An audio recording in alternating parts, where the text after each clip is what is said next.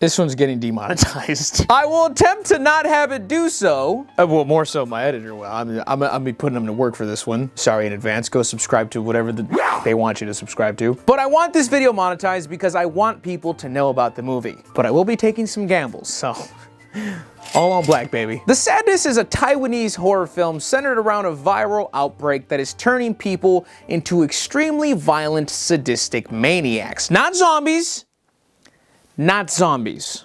So a lot of you will just not watch quote-unquote disturbing films, right? But those very same people have this nagging curiosity to know what happens in the movies. Like over 3 million people have heard me talk about a Serbian film. Those 3 million people did not watch a Serbian film, and probably never will. And I think that's a logical ass decision. But by the way, I'm not comparing this movie to a Serbian film. The director would probably sock me in the face if he heard me make that comparison. I think The Sadness is a lot of fun. Ironically. It is very violent, it is gory, but it does show some restraint. Although I'm sure many people don't think that. A lot of the behind the scenes that the director Rob Jabaz provides is super interesting, and this is just one of those movies that I developed an instant affinity for. So, if you're okay with gore and violence and sexual violence and all the fun in betweens, you can go watch it before my video because I will be spoiling it. I believe it's available on AMC Plus and Shudder. But either way, if you're feeling a little depraved on a Tuesday, let's talk about people eating other people. Not zombies.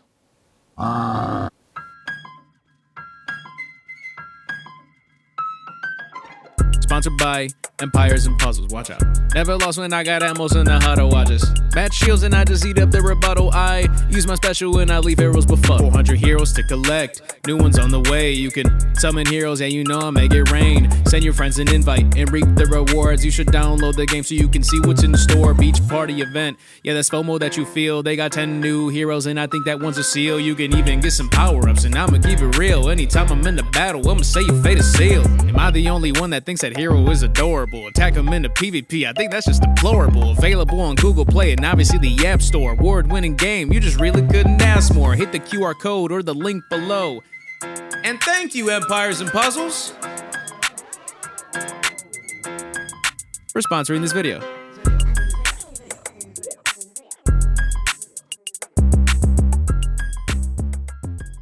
Jim and Kat are the main characters for this story. They're a young couple living in Taiwan, and we quickly learn that there is some concern surrounding the Alvin virus, a flu-like infection that doctors are warning the public about, the potential severity of it, while a lot of the public maintains distrust regarding some of the claims. It's like the thing that's happening to us. The director talks about how this is a bit ironic, because in reality, at the beginning of the pandemic, Taiwan was actually doing a knock-up job of keeping COVID at bay. The feelings surrounding the pandemic in this movie are much more reminiscent of the States. This movie refuses to drag its feet. It only takes us 7 minutes to see our first infected person. This ghoulish grandma overlooking the city that will soon crumble into chaos. Jim drops Kat off at work and heads to get coffee at a local restaurant, and oh my god, fucking Snorefest 2023, everybody come get your tickets. What was that, 18 seconds of normal people shit in my horror action movie? Yawn. Hey, who's that? Grandma. Pause it right there. So, hell's about to break loose, right? But can I just say, I love the tiny anticipation that's built in this scene. Because we all know that hell is on the horizon. We just don't know how close, or how it will come about. Jim is told to wait for his coffee while the cook fixes up another order. And Jim slowly scans the restaurant. It's all very peaceful, there's a nice little crowd. What pandemic? He picks up a flyer and the cook informs him that the pandemic has actually affected real estate prices. And it hits him right there. This might actually be realer than I thought. And it's at that very moment that the infected person is walking in out of focus. This whole time cutting back to this slow preparation of the order in front of him. It's so quick in the movie, but so loudly telling the audience, you just wait. So this good Samaritan gets mucus chunks or something, spit in his face, and then Granny turns to grab the deep fryer and then throw it onto the cook. And this is a good time to tell you that the practical effects are great. One little itsy bitsy problem, I won't be able to show you probably any of them, because that will demonetize the video. Even worse, most likely age restricted. And that fucking sucks. Yeah, go watch the movie. Maybe this will help. You know when the cheese still hasn't settled, like on a really hot pizza, and then you reach in and you grab a slice and then you fuck up the cheese. And you're like, oh. Yeah, that's the cook's face right about now. Because after she pours the grease on it, as she starts pulling at his face, taking some souvenirs from his melting cheek. Is that too descriptive? Nah. Let's talk about Grand's face. For starters, ew. She has these puffy eyes, big blacked out pupils, and she's got a very moist area right about here, right under the eyes, right? She starts moving towards Jim, and that's when Jim sees the other fella, the guy that got the mucus chunks on his face, pull out a knife. A knife. And then he just starts hocking up his friend and kills him. It's contagious. This is what the movie's about. Now, the director's funny because he talks about how he didn't really write in a set, logically tight rule as to how long it takes for someone to turn once they've been infected. That wasn't priority when writing the script. But there is consistency for the most part on how it spreads. And it's usually through liquids and goo. Bodily liquids and bodily goo. So like mucus, saliva, blood, nut. It was just a flu-like virus that is now mutating into something much more sinister and creating not zombies. Should I explain why I keep saying that?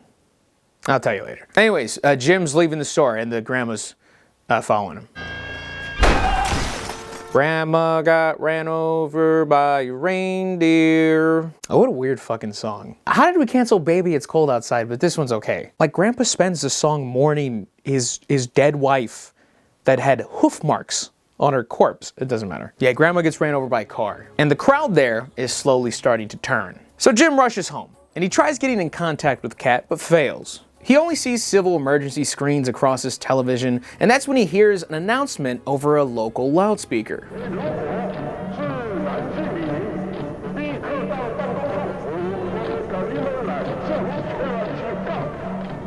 We should leave. As he's sending texts to Kat, the clearly infected man is maniacally laughing over the loudspeaker as Jim's neighbor sneaks his way into the house with garden shears. And something you'll notice about the infected is that they are not only very eccentric, but they know what they're talking about. His neighbor knows what he's doing, who Jim is, and is able to communicate that. But he still cuts off 2 of Jim's fingers. Jim's able to temporarily subdue him to get away, but now he has to sneakily get past the crowd on his moped. And he's able to do it. And it's crazy because even a cop is shooting a gun at him. The infected are more intelligent than you think. But once again, most of all, just downright devilish. They want to harm you. And they don't need to instantly kill you. They in fact want to see you suffer in whatever way they choose to accomplish that. But he gets away and he begins his rescue mission for his girlfriend, who is currently on a train being not so smoothly hit on by this old man. She's telling him nicely to bug off, but my guy is Jordan Poole with 10 seconds left. I mean, it's a long shot, but fuck it. That joke's probably not topical at this point. He kind of sold last night, but I just realized that by the time this is out, I mean, the series is probably over. The Lakers probably won 4-2.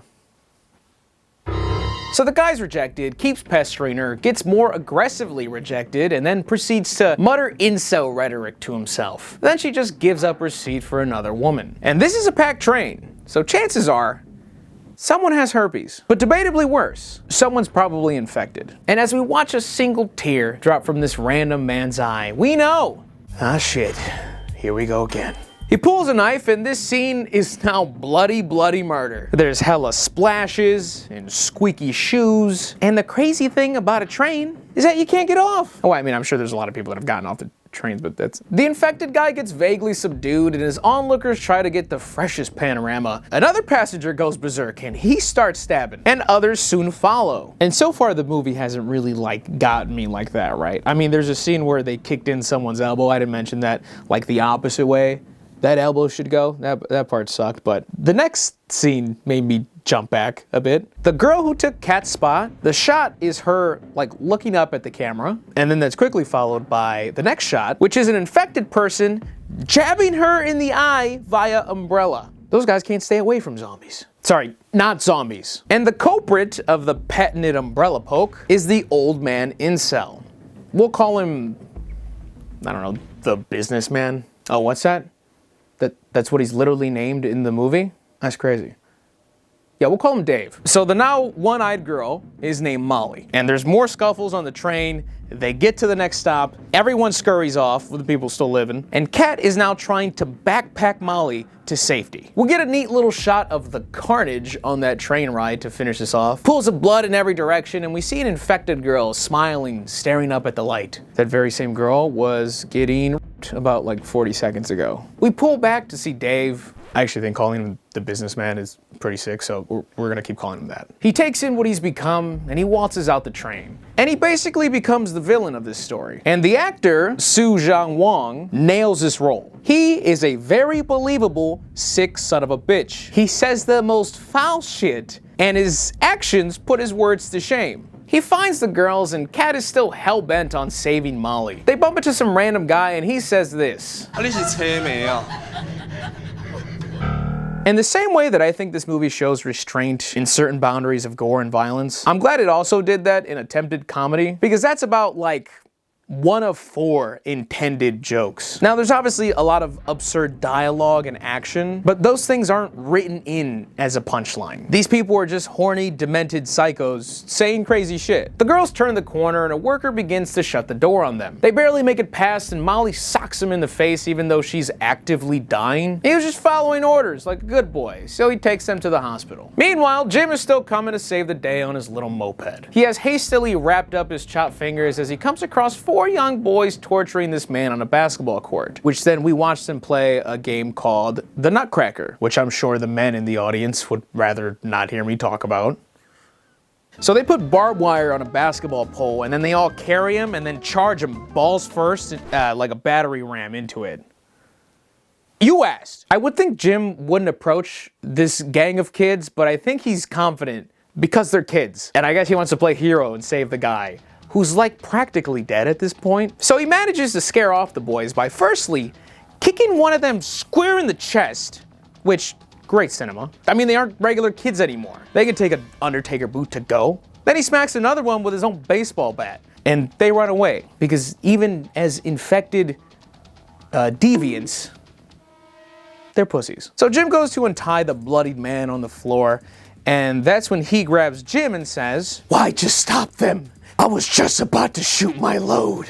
And then he laughs maniacally. Ha ha ha ha ha. That's the best I got. So apparently, somewhere in between torture and rescue, this man turned. And the kids come back and then chase Jim away and start throwing rocks at him like third baseman. Third baseman? Is that what the fuck they're called? Third baseman? I don't know the fuck. Why does this sound weird? Third base players. The kids come back and start throwing rocks at Jim, and then he scurries off on the moped again. And they diabolically stare at him with tears flowing down their eyes. Kat gets to the hospital with the gang, and there's a crowd lobbied around a civil emergency screen. Well, this isn't my second channel. There you go. Much better. Subscribe. A security guard informs her that the ER has been closed due to being overrun, so Molly gets minimal treatment, but help nonetheless. The fellow that closed the door on them earlier is comedic relief, but not overkill, thankfully. Like complaining about his nosebleed when the woman he's with had her cornea shish kebabbed. Molly thanks Kat for everything as she moves on to further get treated. Something finally appears on screen, and it's the president feeding them political garbage and not really addressing what's happening. There's a general there that's also speaking, and he just gives out the facts rants, almost as if he's going off script, telling them 4.5 million people are infected and that number is rising. He describes what the infected are truly capable of. And that's when he closes his eyes and a tear sneaks out. He puts the president in a chokehold, pulls her grenade, and shoves it in the president's mouth. And this is now where you have to cut back to me, because the president's head blows up, it goes boom. And then they cut back to the civil emergency screen. It's like that little joke where they cut back to the cat saying, hang in there. Safe to say, things aren't going well. A guy in the lobby is upset, and I can't blame him. He just watched the commander-in-chief get Gallagher'd in 4K. So they talk smack, the crowd starts to get a bit riled up, and we can't agree on shit, can we? Even this douchebag starts to act out, telling Kat to give him back his phone that he let her borrow. And that's when we get this lovely shot here. That's a bad man right there. Ah, shit. Here we go again. The glass doors shatter and the infected flood in. Kat takes the little guy's phone and scampers off before anybody else. And the little guy's not too far behind. He goes down the hallway and then he turns over and pauses, looking at a weak, immobile Molly. And what does this courageous hero do? He decides to hide right next to her, essentially leaving her out as bait. And that's when we see the businessman slowly turn the corner and he can't do anything about it. The businessman sees Molly. He taunts her a bit and then gently starts removing his clothes. He reaches over and he peels off the covering on her eye. And then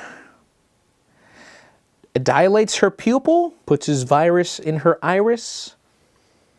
Hornia cornea? Wrecking the retina?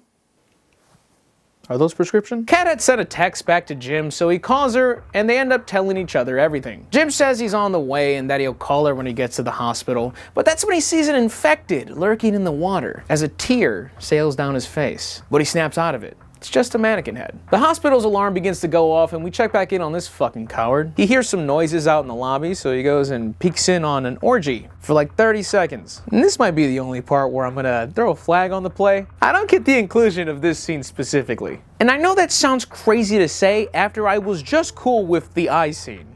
But the thing is, any scene we've seen involving sex has been. We're even told later the theory that the infected's pleasure can only be derived from having their victims suffer. That's why they don't attack each other. And that's why it wouldn't make much sense for them to rape each other, because it would almost turn consensual because they're sick. So this scene is kind of a lot of horny that semi makes sense, but like not really. Like the infected are horny. I don't know if I've made that clear. They're horny. So maybe because like they're covered in blood and guts, this is like the way we can move on. The little guy scampers away and he sees a familiar figure leaned over eating a nurse. And there is infected Molly, who can no longer blink, ready to exact revenge. And that she does by slicing up his insides as the orgy members hold him down. Justice served. Two lunatics find Kat, but she blockades the door only to hear a familiar voice as she runs off. The businessman squeezes through the door and then strengthens the blockade because Kat is only for him. So he walks through with his axe in a game of cat and mouse until Kat sprays him with a fire extinguisher to then bash his head in. But before he goes, he tells her, "You are just like me, violent and depraved." And he erupts into laughter as Kat then proceeds to smash his face into grits. Another obligatory shout out to the effects team. So yeah, she ends up killing the businessman, but he kind of won the mind games. That's when a man layered in protective gear pops open a door and Kat rushes in. They're in the maternity ward and the mysterious man tells her to keep quiet as the two lunatics have now made it through the doors. He pulls a gun on her and tells her to handcuff herself to the shower so she can disinfect because she's drenched in blood. The mystery man starts to theorize that she might be immune and starts to ask questions. Tells her to take off her clothes because they're contaminated. I like this scene. Not because she's taking off her clothes, I just like this scene. She questions if he's a doctor and he says virologist. And if you're the slightest bit astute, and also if my editor showed this B-roll in the beginning or not, you will recognize that this man is a doctor that was in a YouTube video in the beginning of the movie who was warning the public about how the virus could mutate. And he's probably the safer choice in terms of trusting somebody random, right? But as the interaction goes on, And as the movie goes on, we start to doubt everything. Kat tells him to look away as she gets undressed, but he gladly watches in a reflection, asking her if she has kids and that she's lucky that she doesn't. Outside, we hear a moped pull up. Jim stops, tosses it to the side, and slowly walks into the hospital looking for Kat. We are not shown his face. The doctor tells Kat that she should be showing symptoms already if she was infected and that he's going to take some blood tests. He uncuffs her and tells her that the blicky he pulled on her is just a 3D printed gun with a few rando rounds. Sorry if I scared ya. He starts to trail off about the pandemic and politicians and then starts to describe the virus in detail, telling her that the virus connects the area that regulates aggression to the area that governs sexual drive. He begins to tell these tales of horror, and he's so into it as he describes everything, basically having this powerful monologue with himself. Like he'll start to kind of talk and trail off into his own little world, and he has to snap back into it. And at no point is he giving her any type of time for a response. He tells her how the virus leaves basically every brain function intact, theorizing that the reason all of the infected cry is because in those moments, they feel guilty about what they are doing.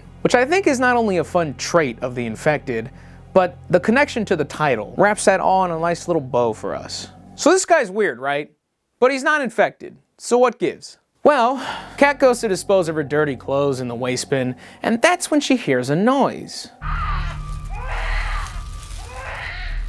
Yes, ladies and gentlemen, it's a boy. She sees a face of a baby crying, and the baby's infected. The doctor quickly jabs her in the neck and then handcuffs her back to the shower. He then turns his attention to the crying infant and then tightens his glove.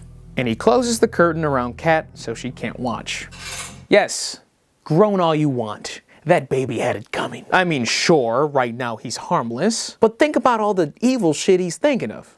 Well, I guess his brain's still mush. He's an infant. But in like 3 years, he's probably gonna suck at the very least. So yeah, he chokes out the baby. That also kind of gives context as to why he was saying, oh, you're so lucky to not have kids.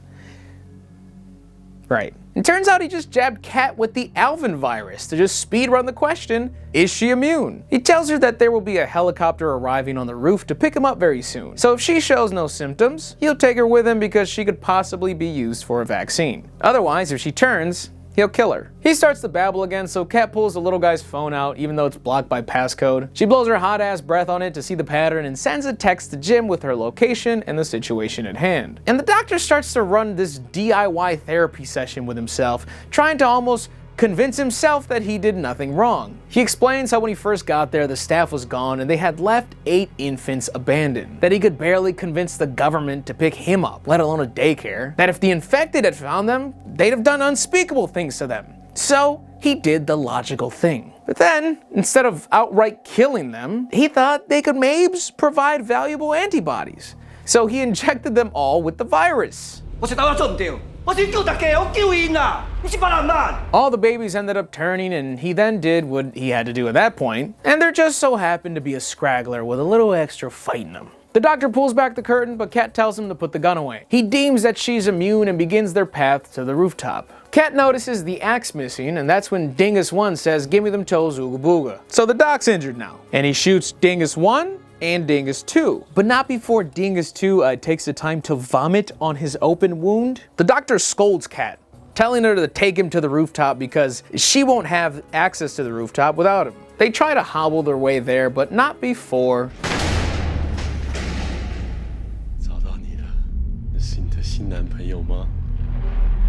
Yes, it was not a bait. Jim is no longer Jim.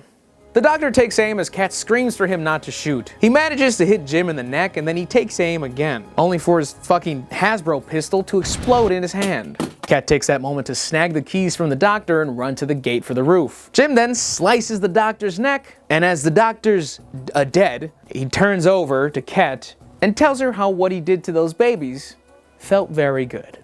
She locks the door in time to stop Jim from chasing her any further, and he kneels down, speaking in a softer voice. She kneels down towards him, asking him how it feels. He responds, wonderful. He reminisces on hearing her scared voice on the phone and says he knew he needed to be with her, to then cut her tits off. I know. Bro's not cooking shit. He could have probably swooned her right there, but he just starts describing all the violent shit that he wants to do to her. Because he loves her, and that's how he would show it. Kat bursts into tears, and then she starts to cry laugh. Jim even joins her for a chuckle. And I kinda just need to show you this ending.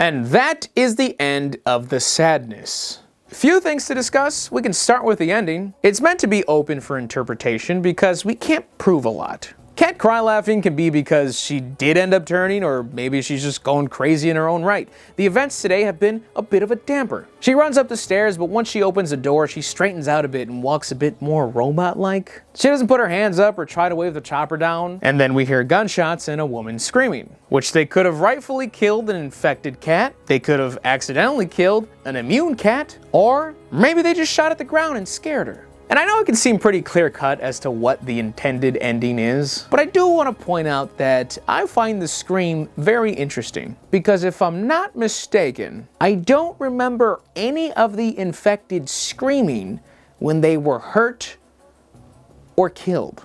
It was only screams from the non-infected victims. Just a thought. Also, I was kind of confused as to how Jim got infected in the first place. I was just like, oh, so is this just airborne and it just happened to get him? But I like to believe that I think he got infected on the basketball court because he wrapped his hand like shit. Open wound. So I think when he was grabbing the bloodied man on the floor, cutting him loose and then grabbing him to turn him over, there was some sort of contact there that spelled the end of Jim. Also, I like in the beginning when Kat is talking about going on vacation and getting a tan, Jim says this. 晒太阳，屋顶啊，我们屋顶可以晒太阳啊。 Seems like a cute foreshadow. Even with the first infected person we see being on a rooftop, and the movie ending with maybe another infected person on a rooftop. Credit to Rob Jabaz, by the way, the director, the writer, the editor, directorial debut. And I'm not just gassing him up because he follows me on Twitter. Although if you're watching Rob and you want to send me a movie poster or something, that'd be sick. Or at least tell me where to buy one. By the way, I didn't know Rob followed me on Twitter until I was basically done with the script. So no bias here, but this is the greatest film I've seen since Titanic. Let me tell you the zombie meme now. So Rob was writing up a sci-fi film. And when the pandemic hit, a fella he worked with who was trying to produce that sci-fi film said, scrap that trash. We need a zombie film. Today. Not tomorrow.